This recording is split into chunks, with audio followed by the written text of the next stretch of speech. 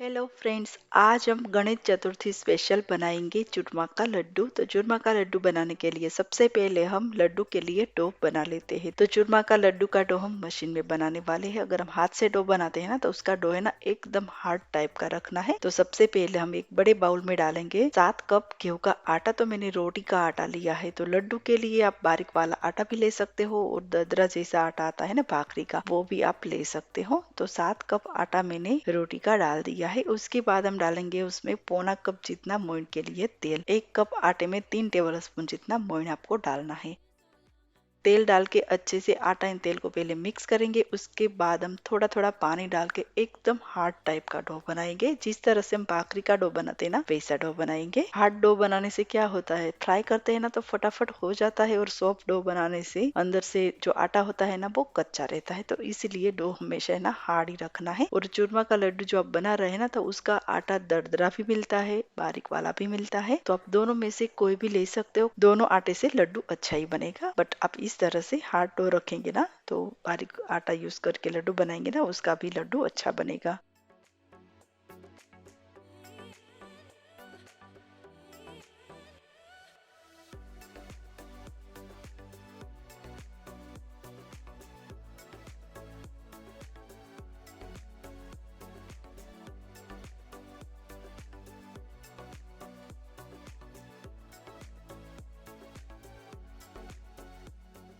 तो थोड़ा थोड़ा पानी डाल के मैंने डो को अच्छे से मिक्स कर लिया है और हमने हार्ड टाइप का डो बना लिया है। तो अभी हम मशीन बंद कर देते हैं और हाथ से ही हम मिक्स कर लेते हैं।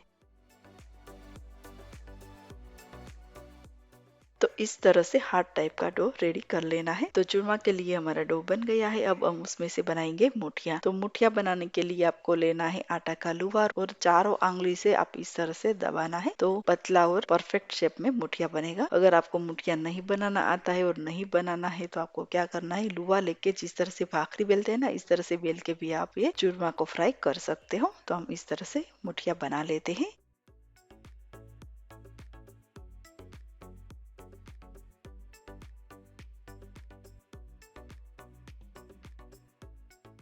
तो जितना डो बनाया था ना उसमें से मैंने मुठिया बना लिया है। तो चलिए मुठिया को हम फ्राई कर लेते हैं। तो दूसरी साइड मैंने तेल भी गरम करने के लिए रख दिया है। तो ये गरम तेल में हम मुठिया डाल देते हैं।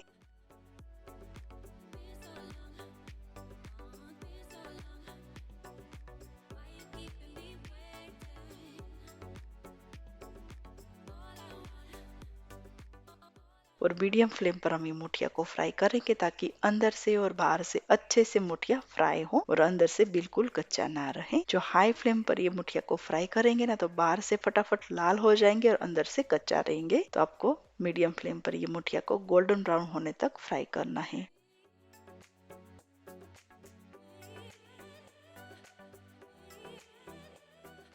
तो यहाँ पे हमारा मुठिया गोल्डन ब्राउन हो गया है। आप देख सकते हो बाहर से और अंदर से भी अच्छे से पक चुका है। तो ये मुठिया को हम ले लेते हैं और इस तरह से हम दूसरा मुठिया को भी फ्राई करके रेडी कर लेते हैं।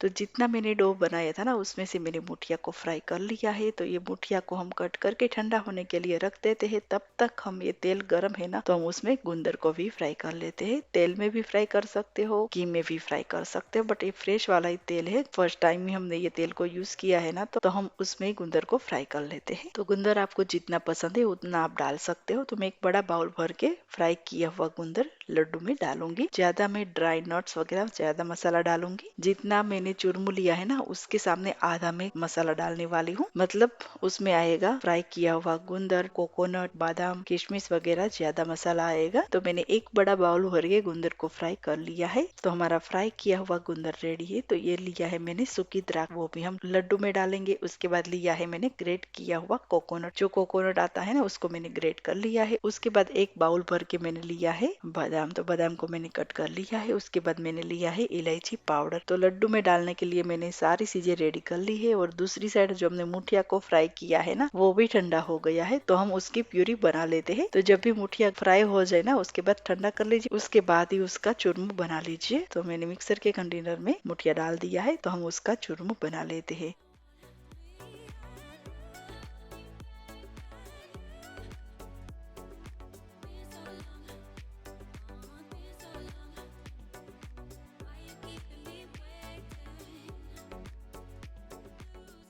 तो यहाँ पे हमारा परफेक्ट चूरमो बन गया है। तो हम ये चूरमो को नहीं छानेंगे क्योंकि छानने की जरूरत भी नहीं है। तो इस तरह से हम दूसरा मुठिया से भी चूरमो बना लेते हैं। तो पूरा का पूरा चूरमो मैंने बना लिया है और बर्तन है छोटा, तो हम एक बड़े पतीले में डाल देंगे। उसके बाद डालेंगे फ्राई किया हुआ गुंदर, उसके बाद ग्रेट किया हुआ कोकोनट डालेंगे, उसके बाद डालेंगे कट किया हुआ बादाम, उसके बाद किशमिश डालेंगे, उसके बाद डालेंगे इलायची पाउडर। अच्छे से चुरमो इन मसाला को मिक्स कर लेंगे। तो आप देख सकते हो मैंने बहुत सारा ड्राई मसाला डाला है।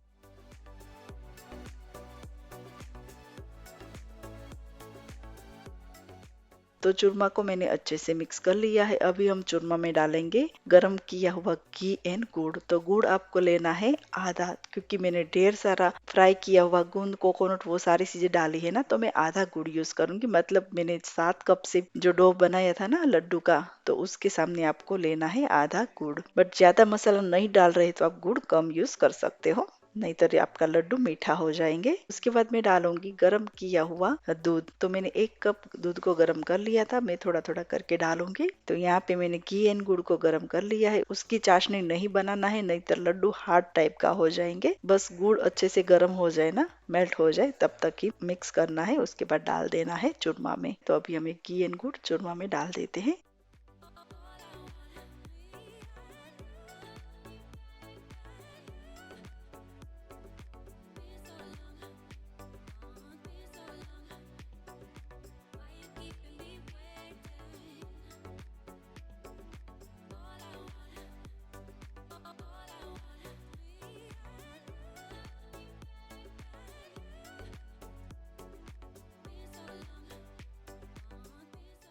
तो दूध डालने से अच्छे से लड्डू बन जाता है, तो इसलिए आपको दूध डालना ही है, नहीं तो आपका लड्डू नहीं बनेगा। तो दूध जरूर डालिए, वो भी गर्म करके डालना है। दूध डाल के अच्छे से हम मिक्स कर लेंगे। फिर से मैं थोड़ा सा जो बचा है ना दूध, वो मैं डाल देती हूँ। तो पूरा का पूरा 1 कप दूध गर्म किया हुआ यूज मैंने कर लिया है। तो एकदम परफेक्ट लचकेदार हमारा चूरमा बन गया है। तो हम उसमें से बनाएंगे लड्डू। तो लड्डू हम हाथ से भी बना सकते हैं, मोल्ड है तो मोल्ड से भी बना सकते हैं। तो हम यहाँ पे अलग अलग टाइप का मोल्ड यूज कर रहे हैं, तो उसमें से कौन सा वाला अच्छा है वो मोल्ड से हम लड्डू बनाएंगे।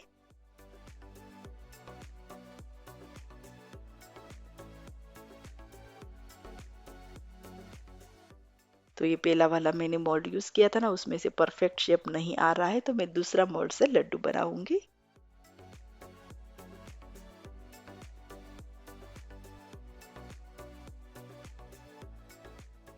तो हम इस तरह से पूरा का पूरा लड्डू बना लेते हैं।